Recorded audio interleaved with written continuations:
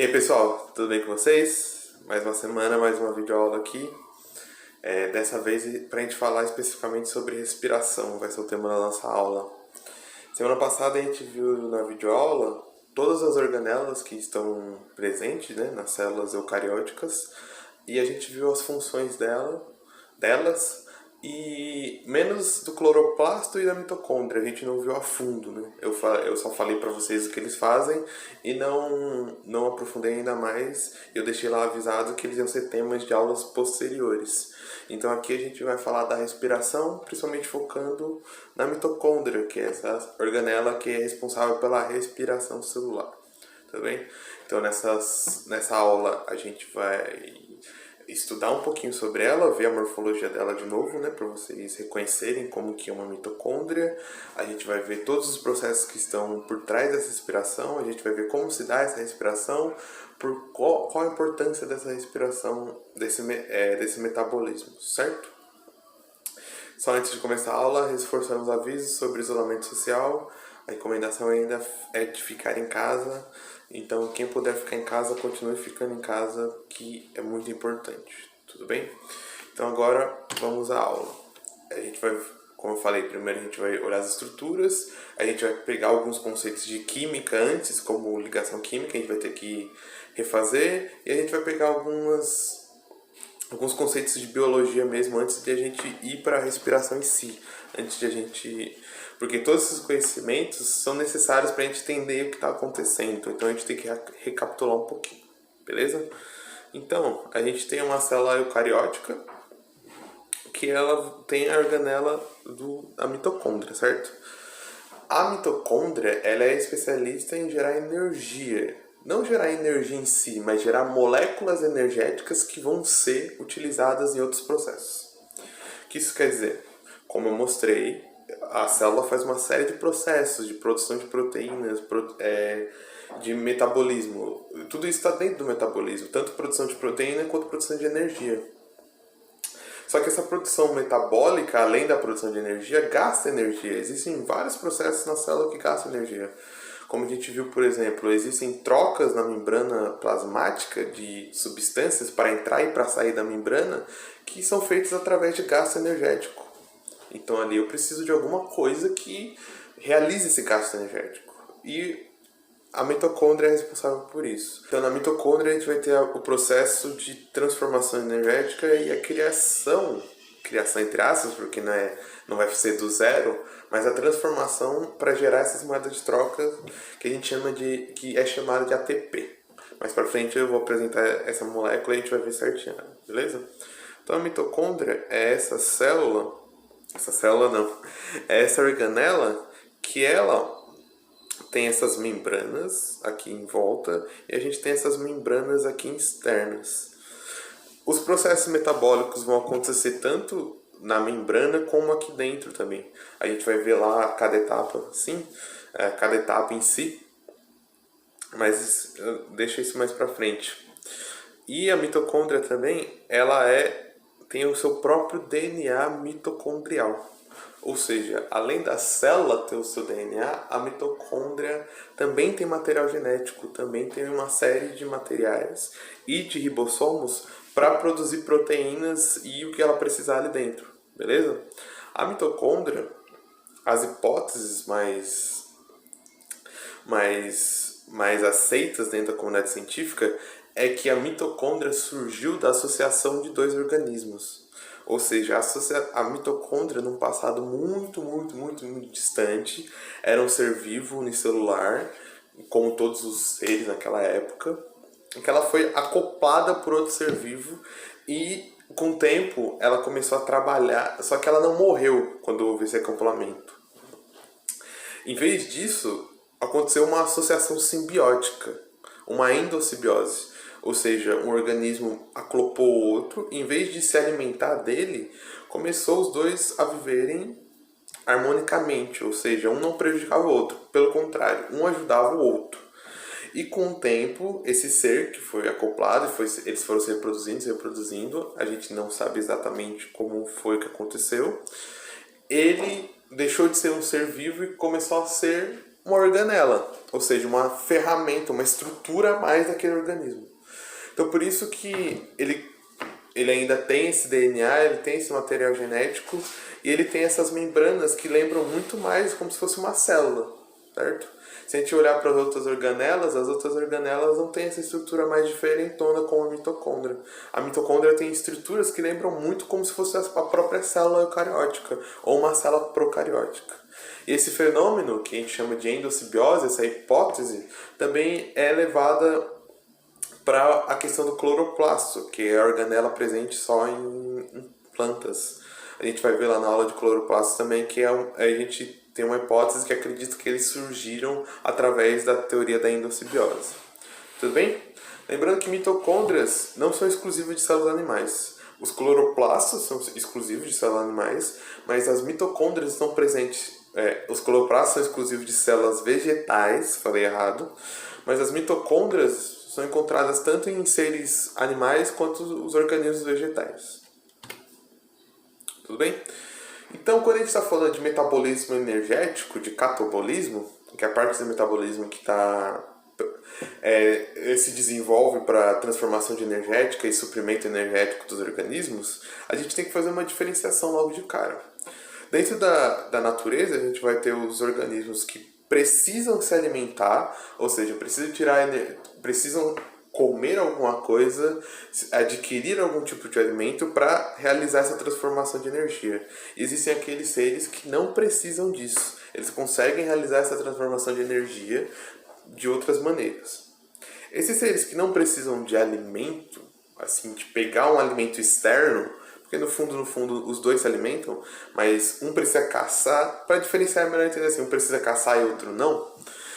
Os que não precisam caçar o seu alimento de alguma maneira são os que a gente chama de autotrófos.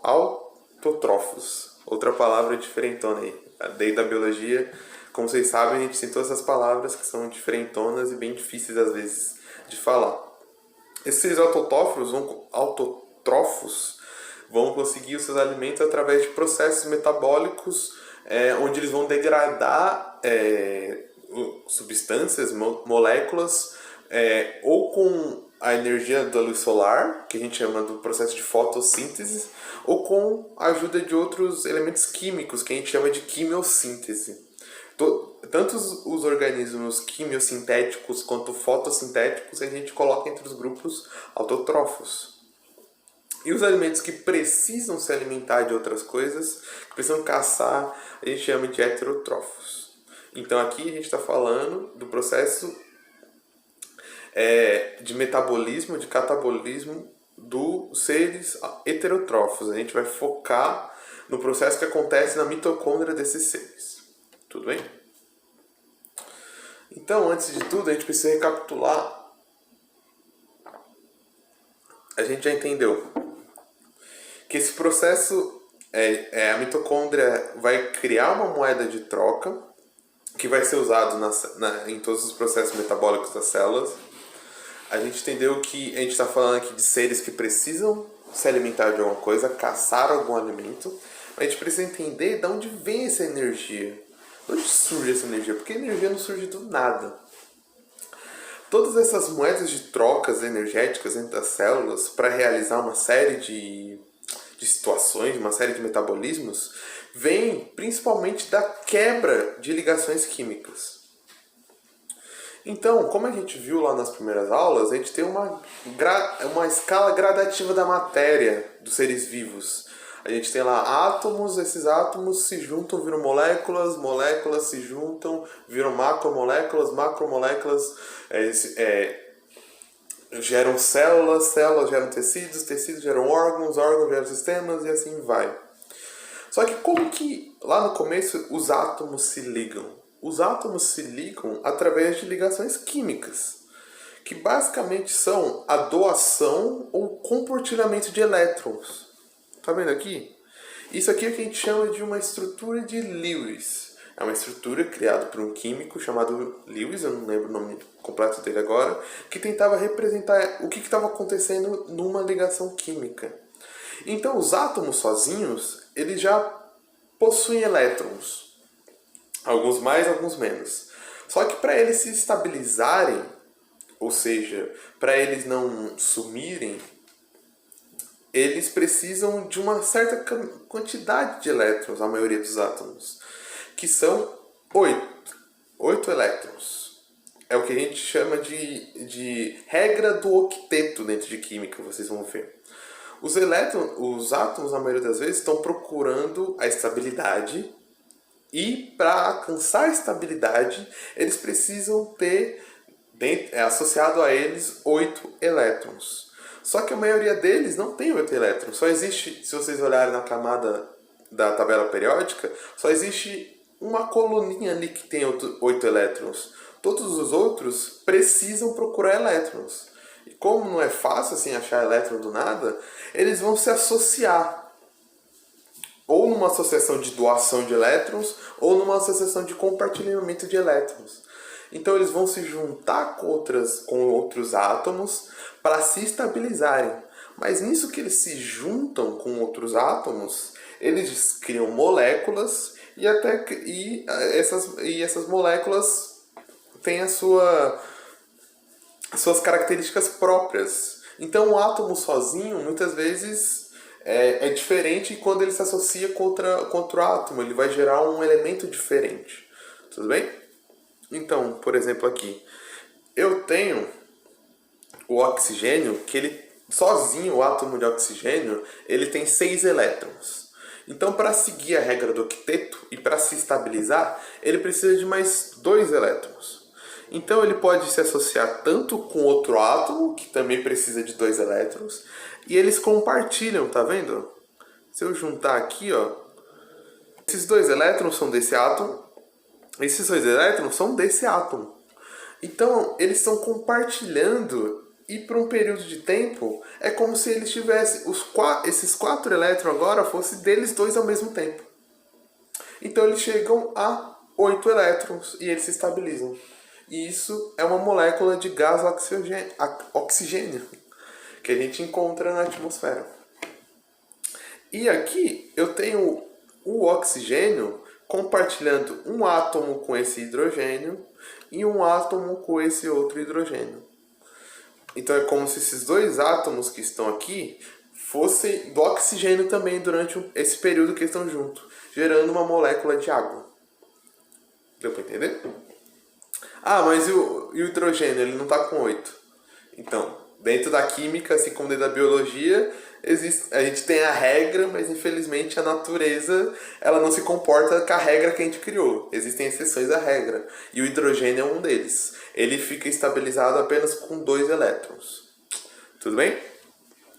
Então, essa ligação ela é altamente energética. Essa é uma ligação que a gente chama de ligação covalente. Ela é altamente energética. Tanto para quebrar, quando você precisa quebrar essa energia, essa ligação, você precisa de muita energia, e quando você quebra ela, se libera muita energia também. Então, basicamente, o processo que a gente vai ver daqui para frente são quebras e junções de moléculas. A gente vai quebrar moléculas para juntar outras moléculas. A gente vai quebrar moléculas de carbonos para juntar moléculas de fosfatos, que são os ATPs. Então, o processo de catabolismo é mais ou menos isso. Você vai transformando. A energia, ela não se cria do zero. A gente não consegue criar do zero. A energia está posta no universo. Existe esse número de energia. O que existe são transformações químicas que o nosso corpo vai usando para pegar essa energia já existente e manter o organismo funcionando. Tudo bem? Aqui é a molécula de ATP em si. ATP significa adenina trifosfato. Esse nome é devido porque ela tem um complexo nitrogenado, que chama adenina, aqui do lado. Isso tudo eu estou falando em caráter de vocês conhecerem como é a molécula. Vocês não precisam decorar essa molécula, não precisam decorar esse nome, adenina trifosfato. Só lembrar ATP. ATP já tá bom, eu só estou falando em título de conhecimento mesmo. Então eu tenho um grupo nitrogenado associado a um grupo carboidrato associado com esses fosfatos. a quebra dessa ligação aqui que é feita na maioria dos processos metabólicos que a gente tem. O ATP vai ser utilizado, vai ser carregado para um processo, vai se quebrar essa ligação do 3-fosfato e vai se liberar energia e essa energia vai ser utilizada nesse processo. Então, basicamente, o que a gente vai ter? Durante o processo respiratório dentro da mitocôndria, a gente vai estar quebrando e ligando essa ligação aqui, criando ATP. Então, eu tenho ADP, que é adenina difosfato, já no organismo. O que o metabolismo vai fazer? Ele só vai ligar mais um fosfato e desligar, ligar e desligar, ligar e desligar para criar o ATP. Tudo bem? Pode parecer meio confuso agora, mas vai fazer mais sentido lá para frente quando a gente ver os processos. Então, esse processo que a gente tem dentro da mitocôndria, que é o processo de produção de ATP, é o que a gente chama de respiração aeróbica, que é um processo de respiração que usa oxigênio. Então, o oxigênio é um elemento essencial para se realizar esse processo. Tudo bem? Então, a importância do oxigênio está nisso. O oxigênio é essencial para o processo. Então, a respiração é essencial porque o oxigênio vai auxiliar numa série de etapas, principalmente na oxidação e na degradação de moléculas. Ele vai ajudar a quebrar moléculas, tudo bem? Então eu uso oxigênio na respiração e eu preciso de uma matéria energética, que no caso é carboidratos. Basicamente, a gente se alimenta de carboidratos, que são açúcares. Então eles estão presentes nos pães, no macarrão, no arroz.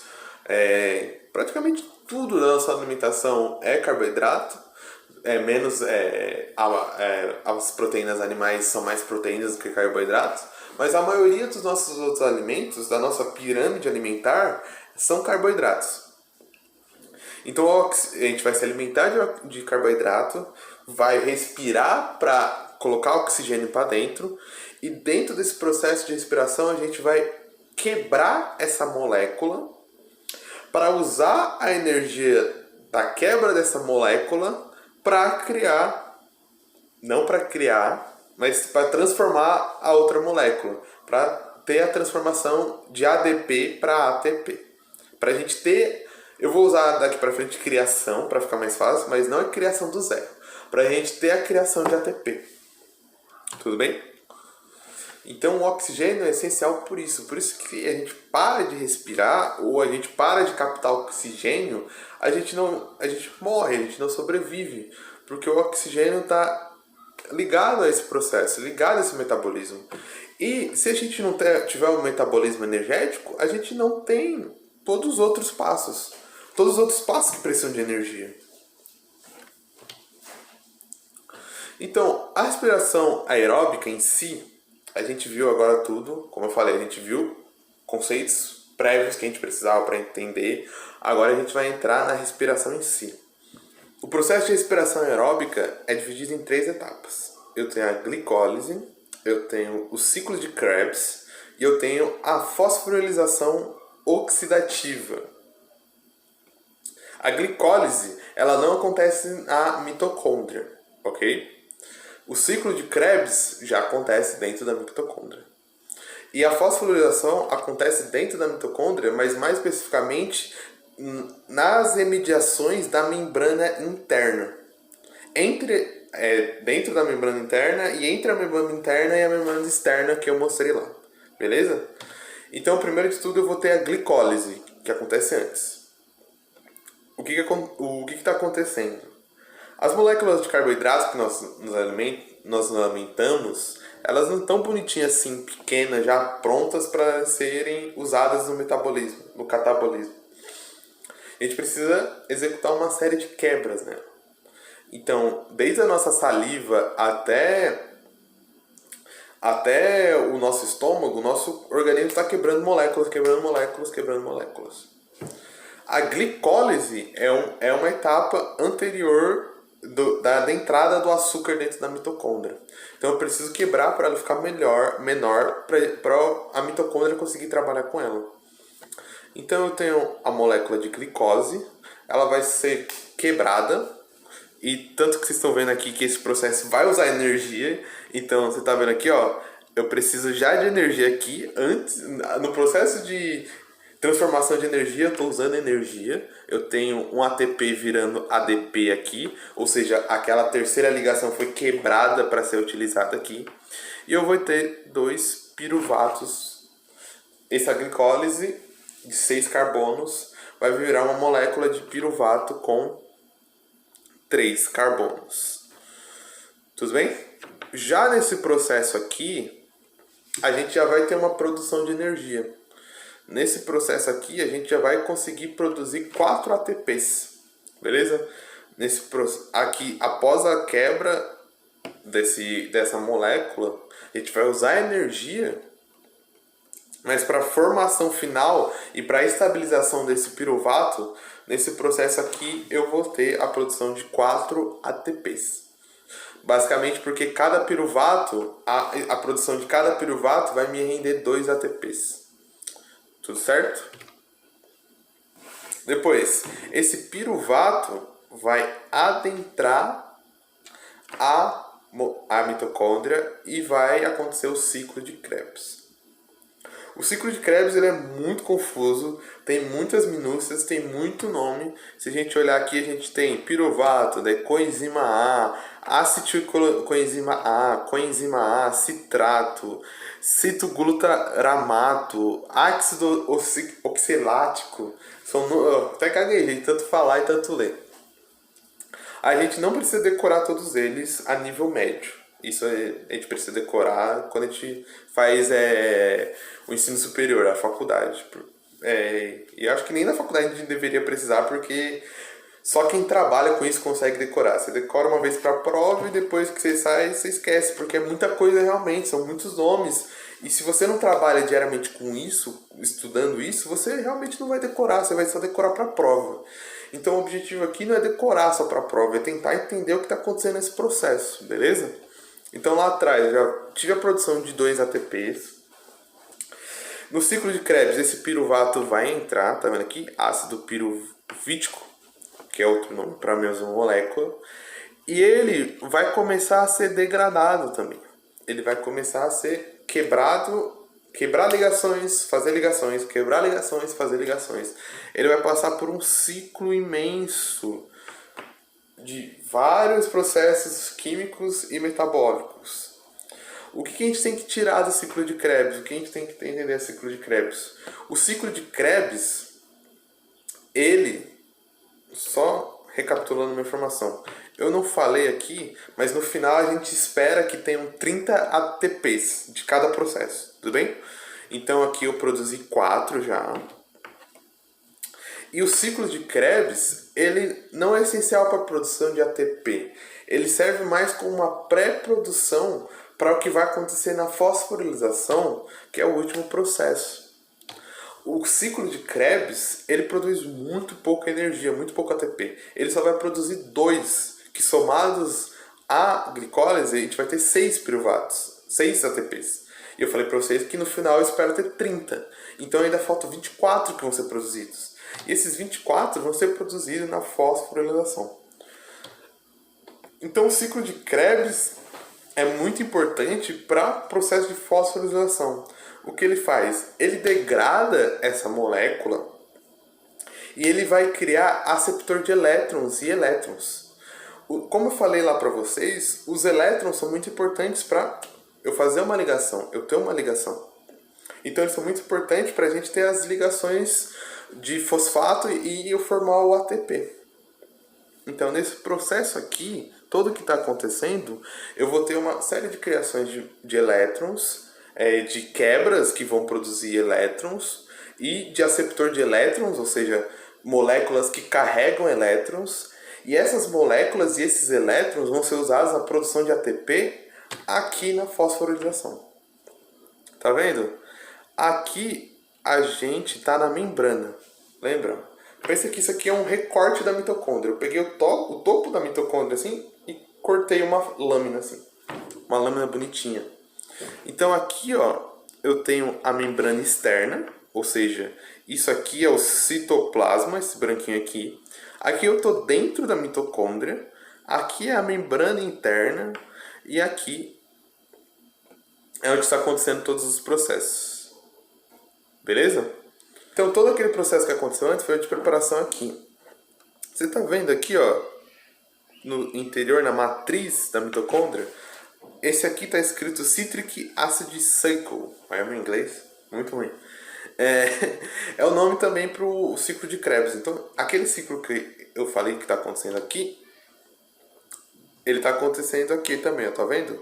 Nessa foto, ele acontece aqui dentro. Então, ele está aqui produzindo uma série de aceptor de elétrons, que é o NADH, FADH2, H2+, e esses elétrons estão sendo jogados aqui. H+, é o que eu estou falando aqui, que são elétrons. A gente pode entender como se fossem os elétrons aqui. Então, o ciclo, eu estou apontando como se eu estivesse na lousa. Me desculpa, galera. Eu esqueço às vezes que eu estou com o mouse. Então, às vezes eu estiver apontando, é que eu estou achando que eu estou na lousa ou no PowerPoint. O ciclo do ácido cítrico está produzindo uma série de elétrons. Essa série de elétrons está sendo jogada lá para fora, para a parte da membrana externa ali. E depois eles são recapturados por essa proteína, tá vendo? Isso aqui, tudo isso aqui são proteínas de membrana, que está relacionando a comunicação. Depois eles são jogados de volta aqui para realizar a ligação. Tá vendo? Eu tenho um ADP mais um fosfato. ADP é adenina difosfato, só tem 2 fosfatos. É aquela molécula que vocês viram lá com um fosfato a menos. Aqui, esse elétron vai ser usado para fazer a ligação com mais esse fosfato e vai criar mais um ATP. Então, essa vai acontecer várias e várias vezes aqui. E é nesse processo que a gente vai ter a produção de mais 24 moléculas de ATP. Tudo bem? Então, recapitulando. Glicólise inicial, quebra do carboidrato antes de entrar na mitocôndria. Já produzo 4 moléculas de ATP. Ciclo de Krebs, a oxidação e a produção de aceptor de elétrons e de elétrons. Eu produzo mais 2 moléculas de ATP. Agora, nesse processo aqui de pegar esses elétrons produzidos no ciclo do ácido cítrico para criar mais ATP, é que a gente vai ter o grosso e a formação de 24 moléculas de ATP. Tudo bem? Sei que parece confuso, mas a gente indo passo a passo e pausa o vídeo, vai lendo, vai assistindo o documento que eu mando também, que uns pouquinhos dá para entender. Tudo bem?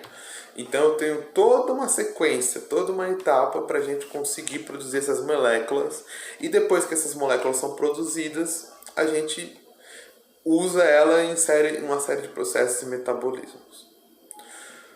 Ok? Dentro dos organismos heterótrofos que precisam se alimentar, existem alguns organismos que não utilizam essa respiração aeróbica, essa respiração através de oxigênio. Então esses organismos, muitos deles vão fazer um processo de captação de energia, de transformação de energia, que a gente chama da fermentação. A fermentação é basicamente um processo que vai até a glicólise, mais ou menos, se a gente fosse entender. É como se fosse só aquele recorte da glicólise. O processo do ciclo do ácido cítrico, do ciclo de Krebs e da fosforilação não existe. Então, é um processo só até a glicólise. Eu tenho a produção só da quebra daquela molécula e da produção de energia através da quebra daquela molécula. Então, como eu não consigo quebrar tanto essas moléculas, eu ainda assim vou ter um resquício no final, eu vou ter um produto dessa fermentação. Então, eu posso ter 2 produtos, 2 tipos de produtos finais. A fermentação alcoólica, que no final vai render etanol, ou seja, um álcool. E por outro lado, eu tenho a fermentação láctea, que é um processo que vai me render ácido lático. Esses processos são feitos por organismos ou são feitos até por o nosso próprio corpo. Então, por exemplo, quando as pessoas fazem malhação, fazem academia para o crescimento de músculos, como que acontece? A gente, para crescer o músculo, a gente tem que primeiro romper. Não romper de machucar, mas fazer pequenos danos à fibra muscular. Então, quando você está malhando, puxando ferro lá, fazendo exercício, você está criando pequenas fissuras, pequenos rompimentos nas fibras musculares. O que vai acontecer? O corpo vai, como se fosse machucado, ele vai cicatrizar. Só que em vez de cicatrizar, como acontece na sua pele, ele vai criar mais músculos. Só que quando ele for criar, ele não vai criar mais uma fitinha só que tinha antes. Ele vai criar uma quantidade maior. Ou seja, por isso que os músculos crescem. Porque você está machucando e o corpo está fazendo mais. Aí você machuca mais um pouquinho, o corpo processa mais músculo. E esse processo de se fazer mais músculos e o crescimento muscular, ele é um processo que usa energia de maneira não aeróbica. Usa energia de maneira da fermentação. Da fermentação láctea, para ser mais exato. Então, quando as pessoas fazem musculação e sentem muita dor, essa dor é causada pelo excesso de ácido lácteo. Porque você está causando fissuras no músculo, nas fibras musculares. O corpo lá está fazendo um processo de reparação e de crescimento. Então ele vai produzir muito ácido lácteo. E esse processo de ácido láctico cria uma desestabilidade ali que vai te causar uma dor. Não vai te causar uma doença, não vai te causar nada muito perigoso, mas vai te causar um desconforto, porque não era para ter tanto ácido naquela região. Tudo bem, galera? Então a gente terminou por aqui a aula. Espero que dê para ter entendido, espero que não tenha ficado muito confuso a explicação. E se ficou confuso, e se alguma parte ficou nublada, postem suas dúvidas, seus comentários para me dar o feedback, para me regravar alguma parte, para mim dar ênfase a alguma parte que não ficou tão clara. O que eu quero que vocês tirem dessa aula é que entendam que dentro da organela da mitocôndria existe todo um processo metabólico, todo um processo químico que vai gerar ATPs. Vai gerar essas moléculas que vão ser usadas como moeda de troca, ou seja, vão ser usadas para outros tipos de metabolismo dentro da célula.